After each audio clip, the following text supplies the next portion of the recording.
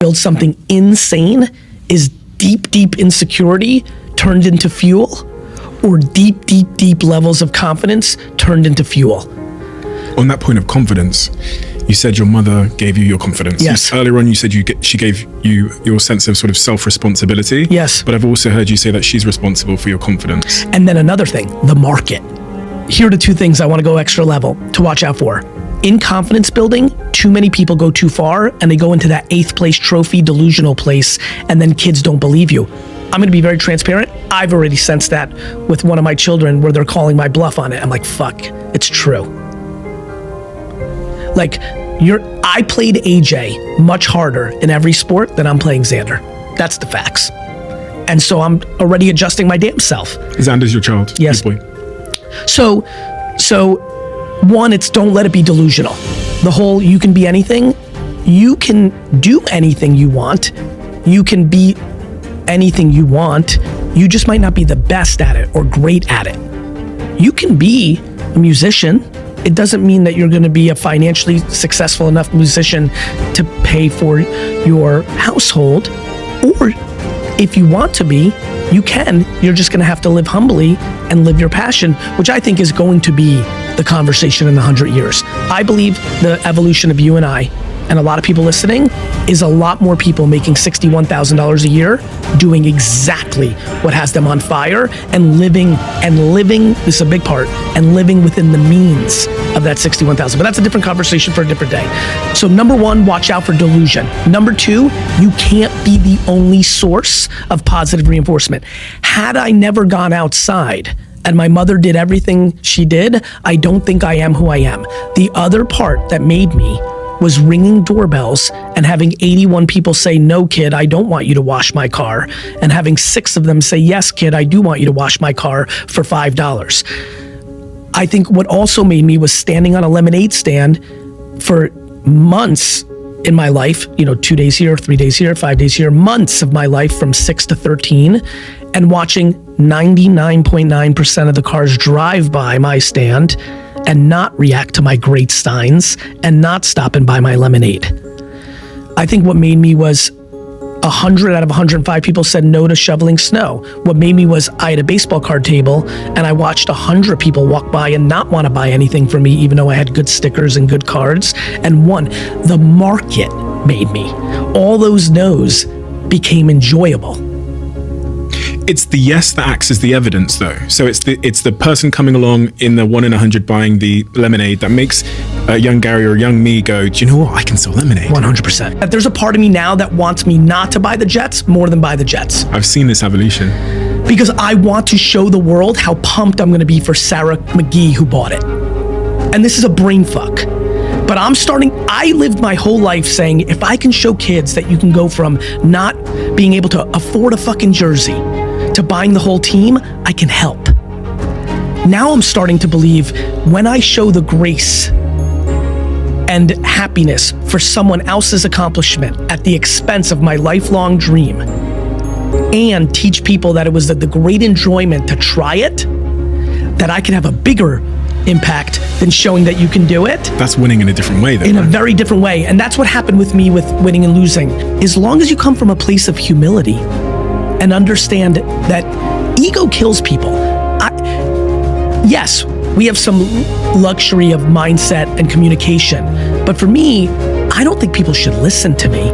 I think people should listen to everything and try to find positivity and usability out of everything. And they should dismiss what is clearly negative and selfish, and they should triple down on everything that is selfless and positive. And that is the answer to your question that started here. What should people do?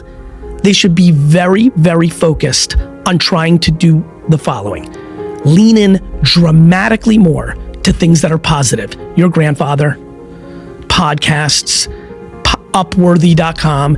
Lean into positivity. Then they should be on the awareness, eyes wide open, on is this delusional and lacks practicality? Like, if I just dream it, it will happen. No. Lean in, cut out. Literally, when this podcast is over, step back, audit your entire life from the people you spend time with, your family, your friends, Look at every person you follow. Are they triggering your insecurities for their own self-interest? Or are they trying to put love into it so that you go on and do your thing? Watch, look for it. But whatever you do, back to like working out, like, protein. And, when Mike Vacanti's like, all right, you did a lift, like protein. I'm like, really? Okay. And like during COVID, I'm like, wait a minute, I'm starting to finally get some muscles. Oh, because I was doing protein as fuck after lifts and not after not lifts. I was doing it right. Here's something right for everyone. Cut out 1 hour of negativity, add 1 hour of positivity. If you're listening right now and you're like, social is such a drag, it's because you're in a drag mindset and the algos and the people you follow are following you. You know what my social looks like? Fucking sunshine. I'm being dead fucking serious. You know what my algos look like? Fucking sunshine. In the world of the momentum of darkness right now, sunshine. You know why? I choose to fight for positivity, but I refuse to not be grounded in practicality, which is why I've always thrown curveballs. Love everybody, it's all awesome. Fuck 8th place trophies. What, Garry, what? 8th place trophies lead to entitlement and fear of losing, and it fucks up kids. So like, it's kind of that juxtaposition. Practical positivity is something everyone needs to add more. I asked this for as if the cameras weren't here and the microphones weren't here. I'm earlier, I'm 30 years old. Yeah. And I want to know the advice from you, someone that I consider to be a mentor and a friend. You're an investor in one of my companies as well. On that, as it relates to that family and that personal piece, what I might get wrong. Because I know. So I don't think there's wrong. I think somebody watching me might say you're doing this wrong. I might watch you and say you're doing this wrong. I gave some advice to a friend of mine, Ryan Harwood, in a pool in Miami a couple of years ago that I feel great about. I checked in once in the last 3 years, curious if he was doing it. I'm positive I'm right, but I'm not right. Because what's so interesting about we're all unique, but I have a sense of like how I roll. The amount of things that people have observed, including my mom, who is the singular person that knows me best. We share 83% DNA. That's obviously a subjective number, but like I'm trying to paint a picture of how similar we are. Even she is remarkably, and I am so intuitive because of her, but earlier to this podcast when I'm like, I get wrong all the time, nobody has the ability to be more right about me than my mom, and she's wrong about things. She has been wrong, she's been proven wrong, and so what that did for me, I put my mom at the highest pedestal, is, me judging Dustin or Steve, like I'm gonna be wrong all the time. I know nothing about them. So what you need to know is yourself. For me, regrets are completely grounded in, did I spend enough time with the people I love? Did you? I believe that above me, I absolutely have.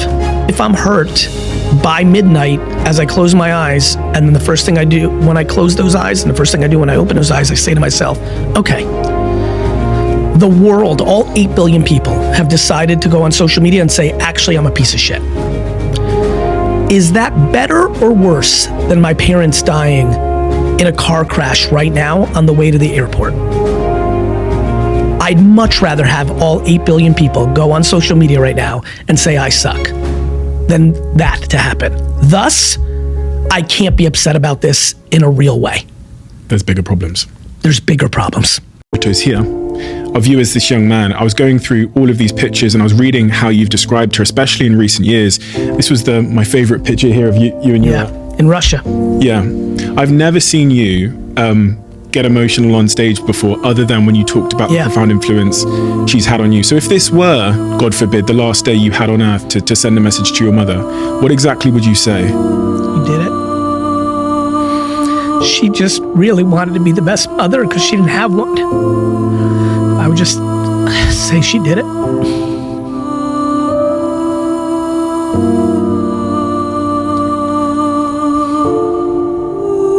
What did she do? She made me happy.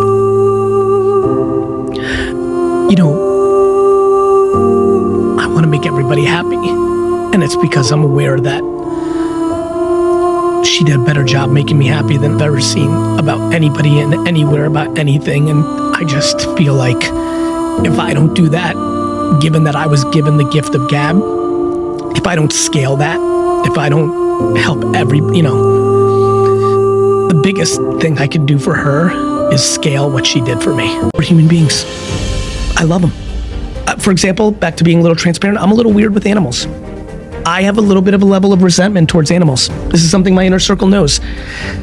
You know, we joke, I don't hate dogs.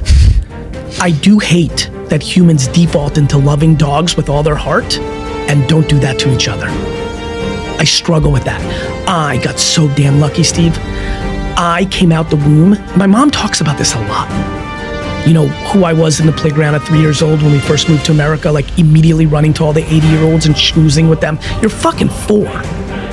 You didn't read Malcolm fucking Gladwell. You didn't listen to Garry Vee. You're fucking 4. I'm fucking 4 years old and I'm going out with my Jessica Shia, my grandfather Shia, and I'm fucking gabbing it up with the 82-year-olds and like desperately trying to make them laugh and smile because a lot of them came from Russia and were sourpussed in the last stage of their life.